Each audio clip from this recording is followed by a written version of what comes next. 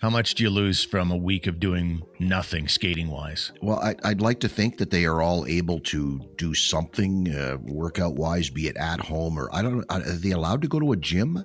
Probably not, right? They're probably in complete lockdown, so they will lose conditioning-wise. Will be a problem, but not terribly. I mean, it's only a week, and there are things they can do at home. So that, yes, it's a bit of a hit. And not being on the ice, a bit of a hit, but I still think that this, if they approach it properly, and this is a reset, fellas, and let's do a lot of video work, a lot of Zoom meetings, they can turn this into a positive and get something out of it and come back in better shape, I hope. Yesterday, as we record this, or a couple of days ago now, on the 16th of November, the Sens reassigned a bunch of players to Belleville. Jacob Bernard-Docker, Max Gannett, he didn't play at all.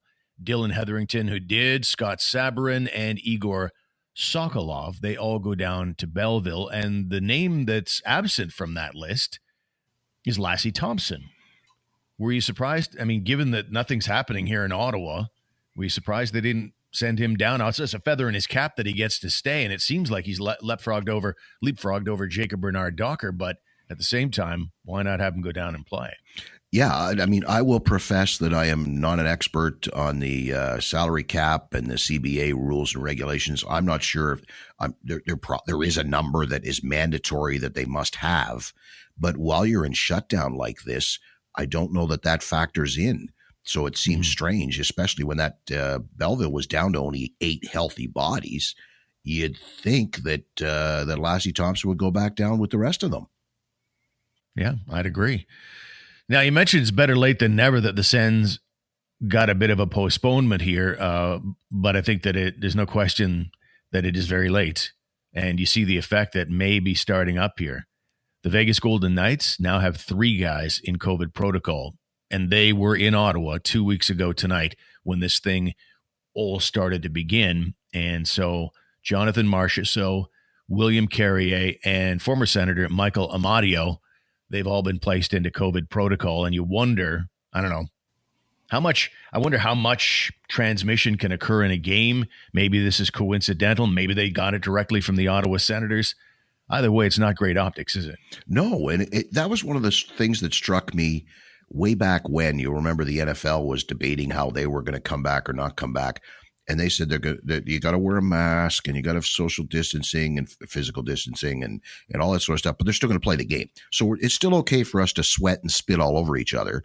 But we got to wear a mask here and we're going to physical distance there. So you got to be left to wonder exactly as you're saying. Like, remember, who was it that Josh Brown stepped up and hammered at center ice one night? And then right after the game goes into protocol. And I'm thinking, well, I wonder how that guy's doing. I don't even remember what game it was now. But now I feel bad that I've said that, and we've got to try to figure it out for the next 10 minutes. But you remember the play I'm talking about, Frederick, right? by the way. Yeah, that's right. Yeah, it's Trent Frederick of the Bruins. That's right. So I'm like, how's Trent Frederick doing these days? You got to wonder because like, isn't some of my sweat's going to fly off into you, isn't it? And if I test positive right after the game, I don't know. You're dealing with a pandemic, and it's just, as we say out here with my club, adapt, improvise, overcome. Every day is a new little thing we got to figure out what to do, and we adapt, we improvise, and we overcome. Yeah. Meanwhile, the Sens, they're going to try to overcome this thing. Is this season, it's a weird question to even bring up, but I don't feel like it's that out of line. Most of the time I would think it was out of line.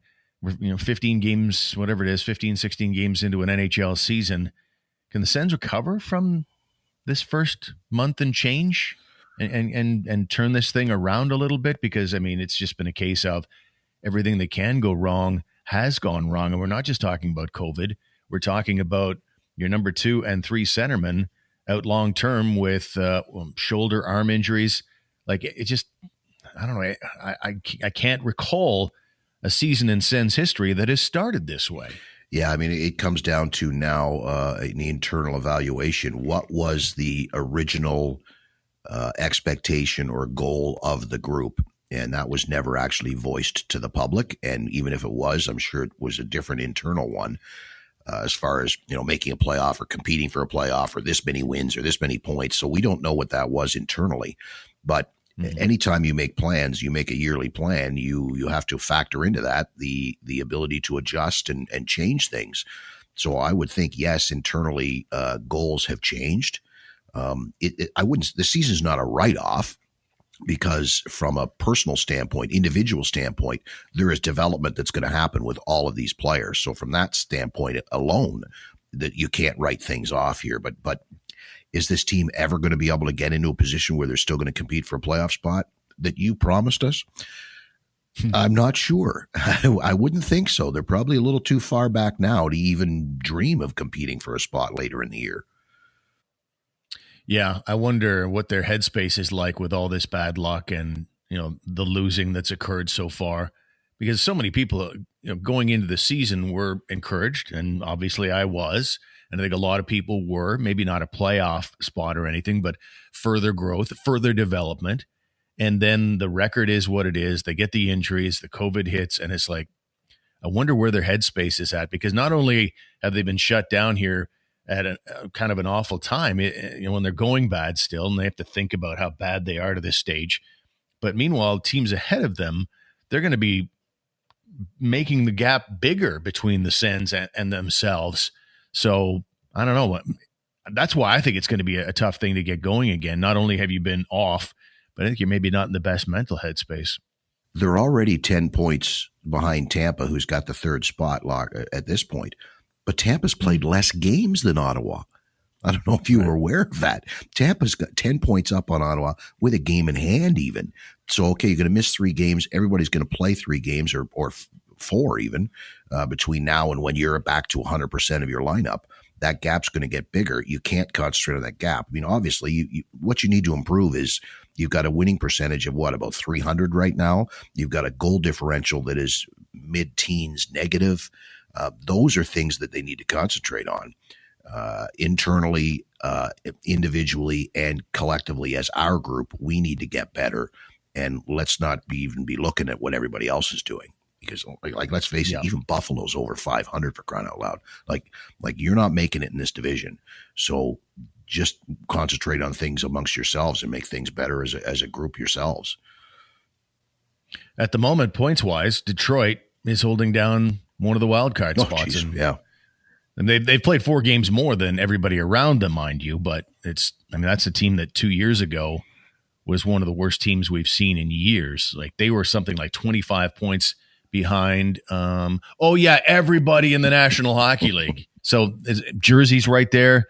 That's a game the Sens obviously did not play on Tuesday night. They were supposed to take on New Jersey. Devils off to a 7-4-3 start. So part of this whole expectation thing is brought on by Pierre Dorion saying the rebuild is over and the thing's been going for 4 years. It's in a 5th year, and there is a real chance. You've got a 300 winning percentage right now. There's a real chance that this season could be as bad as any in the rebuild so far. You wouldn't expect that, though. I mean, it does seem like we saw enough good games this year in this early part where you say, surely to God, they've got to take a step forward here, because they look like some nights like they could do some damage this year, but it just hasn't happened consistently enough. Yeah, that's it. You hit the nail on the head. That consistency. The thing that we liked last year coming down the stretch when they had that really nice little streak there in their last 12, 13 games was that they'd finally established an identity, a way that they were going to play the game, that this is an Ottawa Senator Hockey Club. This is who and what we are. And that identity has been here for the most part this year, but the wins haven't been.